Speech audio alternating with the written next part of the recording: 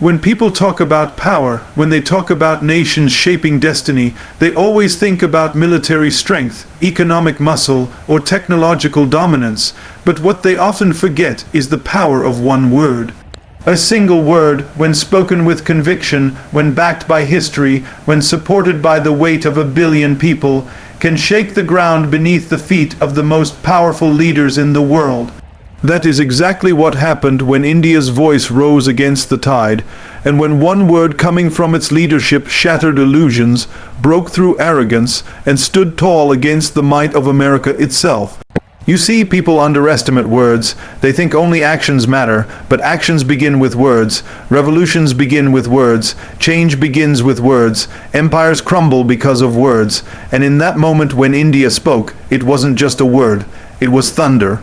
It was the sound of self-respect, the roar of independence, the announcement that India was no longer a follower but a leader of the new age. Now let me tell you something, America is not used to being challenged.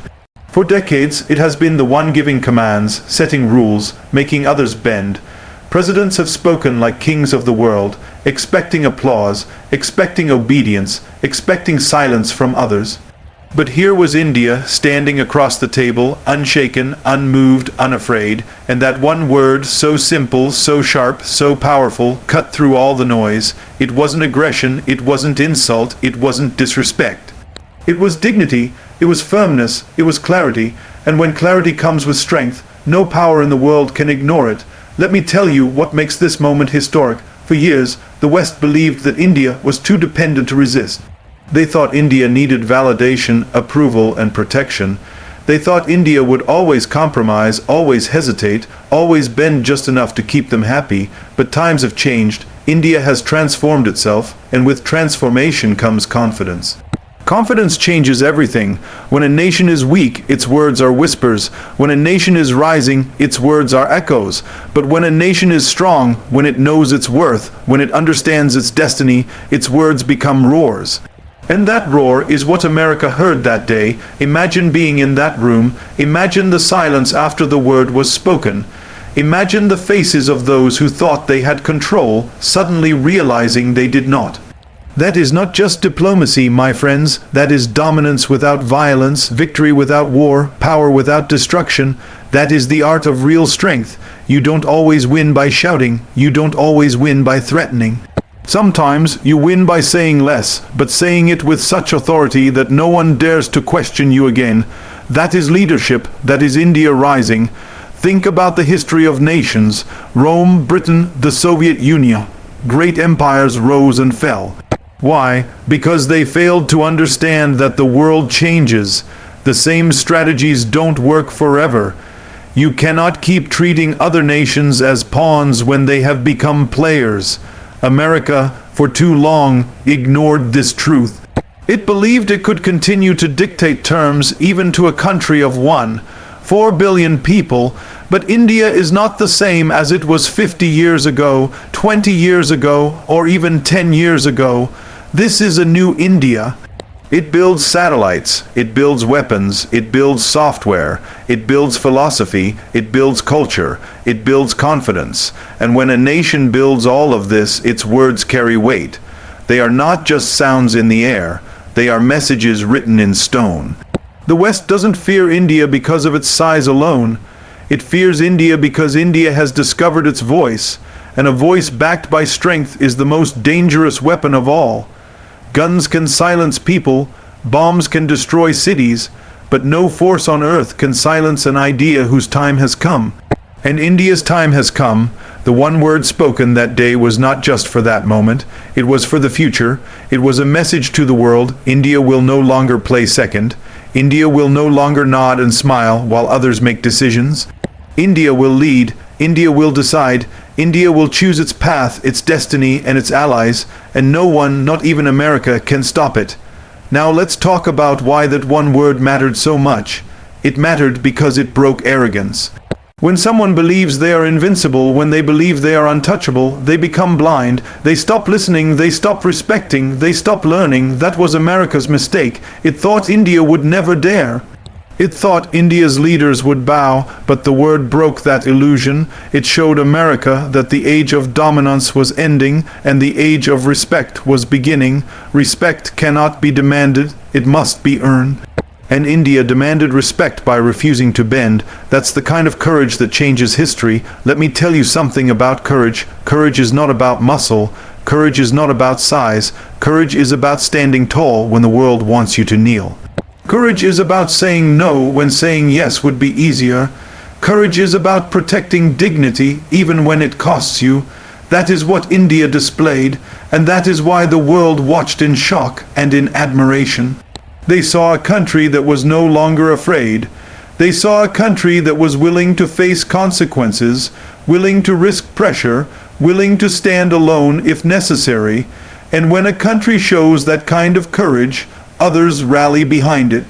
Courage is contagious, it inspires, it spreads, it creates movements, and in that moment, India was not just speaking for itself. It was speaking for every nation that has been silenced, every people who have been ignored, every voice that was never heard. India became their echo, their champion, their example. Do you understand the scale of this?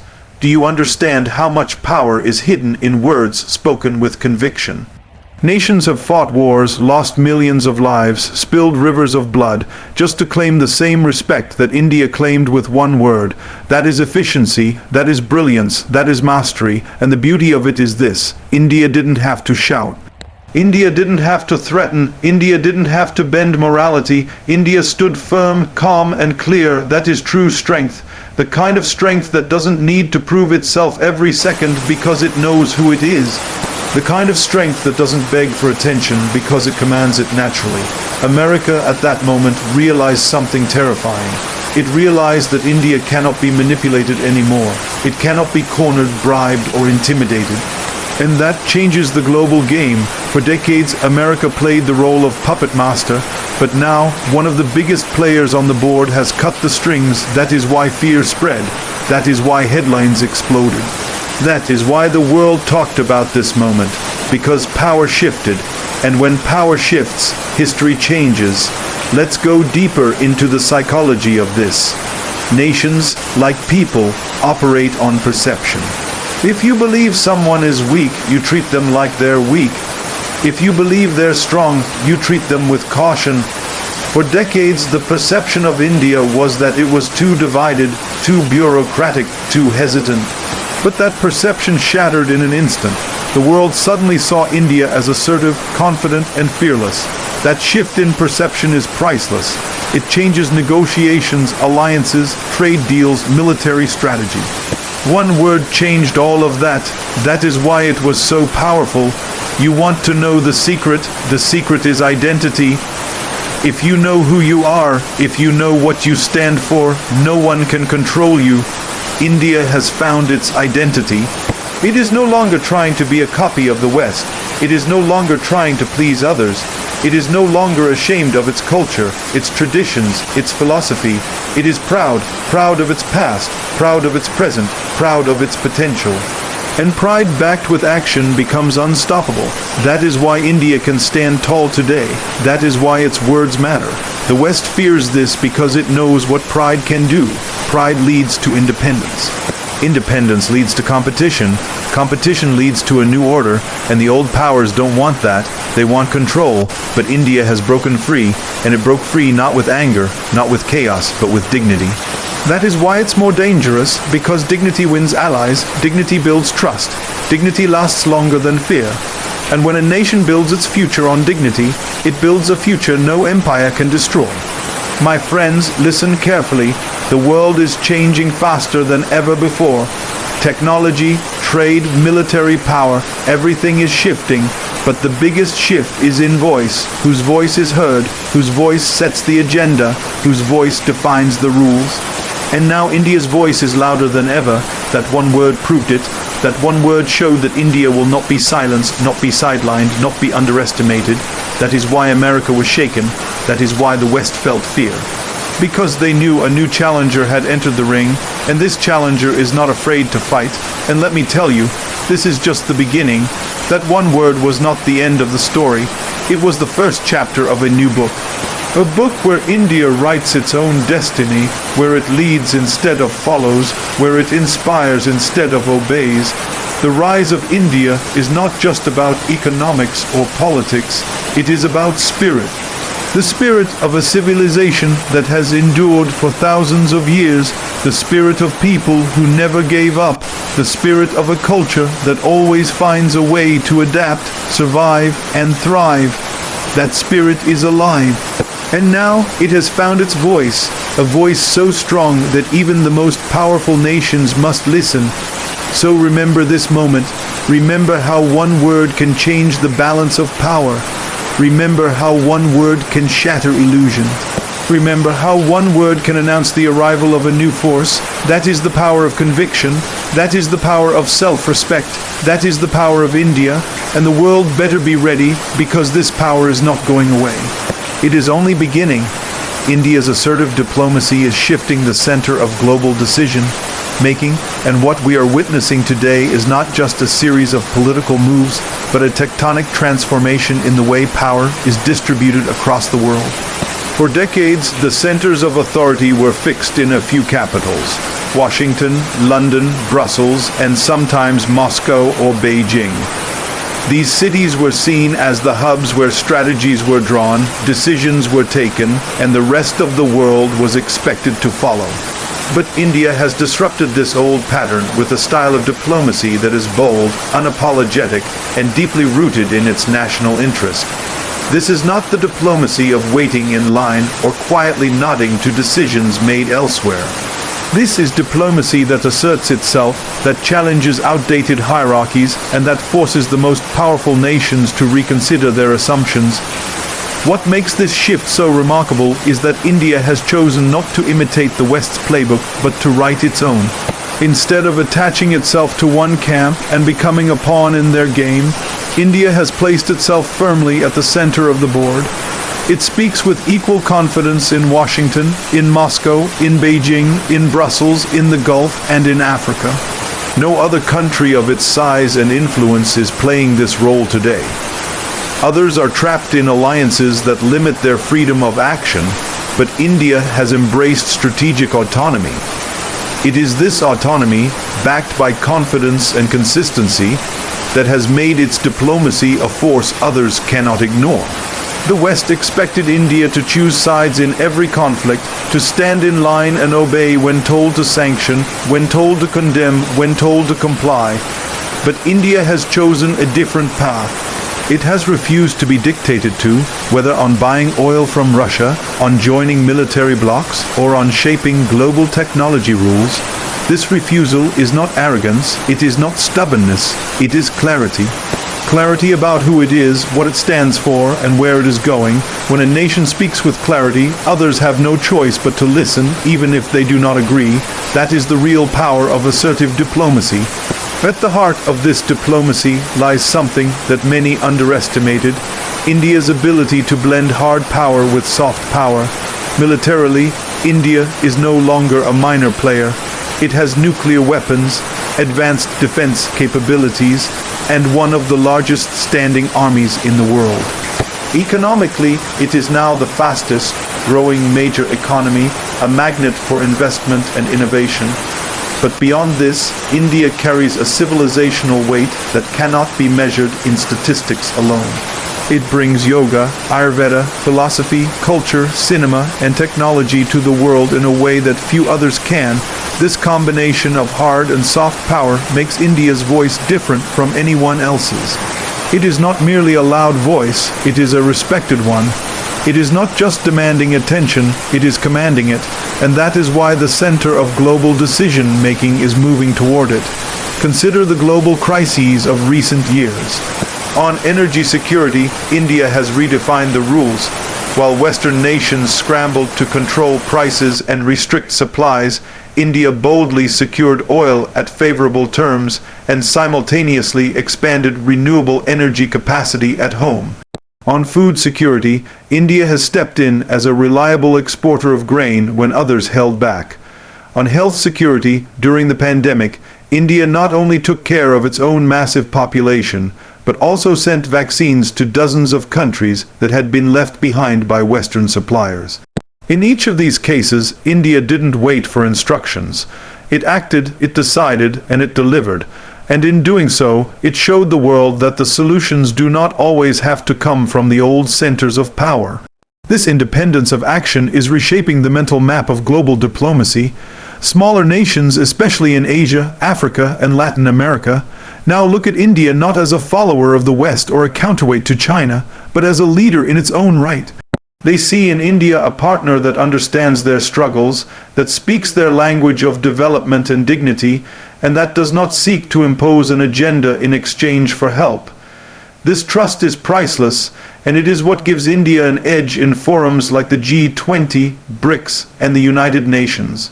When India speaks in these forums, it does not just represent itself, it resonates with dozens of nations whose voices were ignored for too long. That resonance makes its words more powerful than any single country's rhetoric. Diplomacy is not only about policies, it is about posture, and India's posture has changed dramatically. Gone are the days when it appeared hesitant, overly cautious, or reactive. Today, India is proactive, confident, and sometimes even provocative. It asks questions others avoid, it challenges assumptions others accept, and it asserts positions others fear to take. Whether it is on climate change negotiations, where India insists that the West must pay its fair share for historical emissions, or on trade rules, where it defends the interests of the global South, India's assertiveness is rewriting the script of international dialogue. It is no longer about pleasing powerful nations, it is about balancing fairness and national interest. This transformation is not accidental, it is the product of decades of hard work, reforms, and the building of national capacity. For years, India invested in its space program, in its IT sector, in its energy infrastructure, in its education, in its diaspora networks. Today, these investments are paying off. When Indian satellites launch into space, when Indian companies dominate global IT, when Indian pharmaceutical firms supply medicines across continents, they are not just economic or scientific achievements, they are diplomatic tools. They create leverage, they create goodwill, they create influence. Influence is the currency of diplomacy, and India is accumulating it faster than most realize. Nowhere is this clearer than in the shifting alliances of the modern world. The United States, once skeptical of India, now sees it as a crucial partner in balancing China. Russia, long a traditional ally, still values India's friendship even when their interests diverge. Europe, struggling to maintain relevance, courts India as a partner in trade and technology. The Gulf nations, once indifferent, now see India as a vital link in energy, investment, and diaspora connections. Africa sees India as a development partner that treats them with respect. This ability to maintain relationships across rival blocs is rare. Very few countries can talk to Washington and Moscow at the same time, or maintain ties with both Israel and Palestine, or balance relations with both the West and the global South. India does this with skill, and it is this balancing act that gives it a unique diplomatic gravity. Global decision-making is no longer about who has the loudest voice. It is about who can bridge divides, who can build consensus, who can offer alternatives, and India is emerging as that bridge builder. It does not align blindly with one side or the other. It charts a course that allows others to meet in the middle. When the world is fractured, when trust is low, when rivalries are intense, a nation that can build bridges becomes invaluable. That is why the world is turning toward India. That is why the center of decision-making is moving in its direction. But let us not underestimate the challenge. Every step India takes on this path will be tested. The old powers will try to contain it, to pressure it, to lure it into their camps. Rivals will try to undermine its credibility, to paint it as inconsistent or opportunistic. Crises will demand quick decisions that risk alienating one side or the other. But India's strength lies in its consistency of principle. It refuses to be anyone's pawn, it refuses to sacrifice its sovereignty, it refuses to let others dictate its choices. That consistency, even when it is inconvenient, even when it is criticized, is what makes its diplomacy credible.